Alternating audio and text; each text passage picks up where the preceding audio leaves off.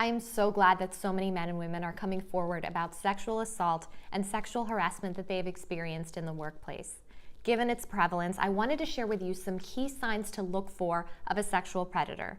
Number one, a sexual predator is someone who is extremely powerful. This may be in terms of financial capital, so they're super wealthy. It could be that they are very high in social capital. They are the go-to person when you want to know someone of influence, they are the connector. Or it could be that they're extremely successful in their career, and perhaps this is a career that you are just starting out in.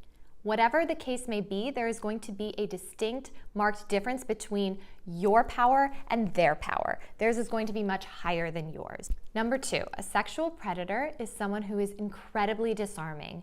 They come off so kind, approachable, charismatic, charming, all of these wonderful characteristics, and they are interested in you, not only in your career growth and your career development, but you as a person and what you have to say, your ideas. Which brings me to point number three. They will make themselves extremely accessible to you by phone, by email, in person. Naturally, you are of course going to want to speak with them. And so you set up a meeting where you can actually discuss your career goals and different opportunities. This is where things take a downhill turn.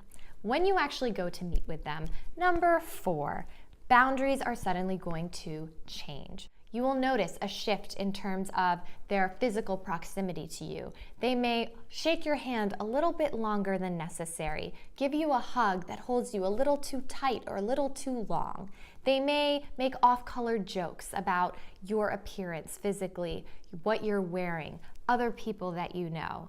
They also may invade your emotional headspace. And by that I mean they discuss personal details that aren't really what you would consider appropriate in a workplace setting with a coworker or colleague, let alone someone who's a mentor. They may fill you in about things that are going on in their personal life, vices that they have. This will feel strange to you because what they're trying to do is create a sense of closeness with you that does not actually exist.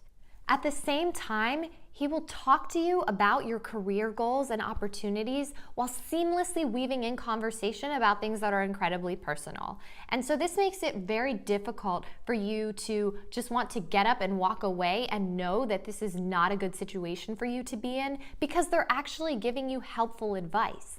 And so this creates the next warning sign, which are blurred lines. They are weaving in conversation about these different topics simultaneously, and it makes it very difficult to evaluate them and recognize that it's time to leave the situation. During the course of this meeting, or after it's over, he will make to you false promises. This is the next sign to look for. These false promises will be offers to connect you with people that are so beyond your reach. It may be that he suggests promotions or positions for you that you thought you would not be eligible for years. But that's where the fairy tale ends.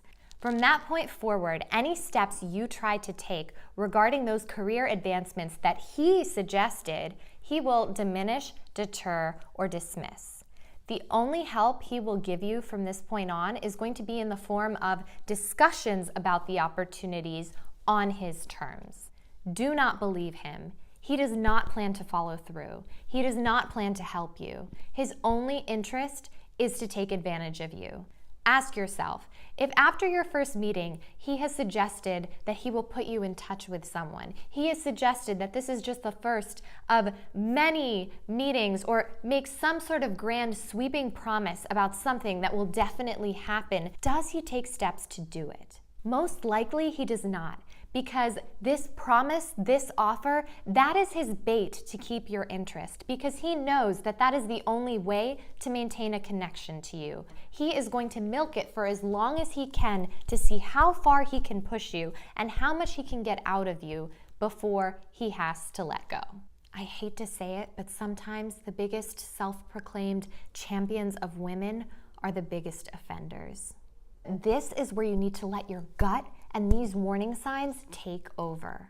You are not crazy. It is not all in your head. In this next video, I'm going to lay out some steps you can take to best safeguard yourself, because you should never be in this position. But since you are, there are things that you can do.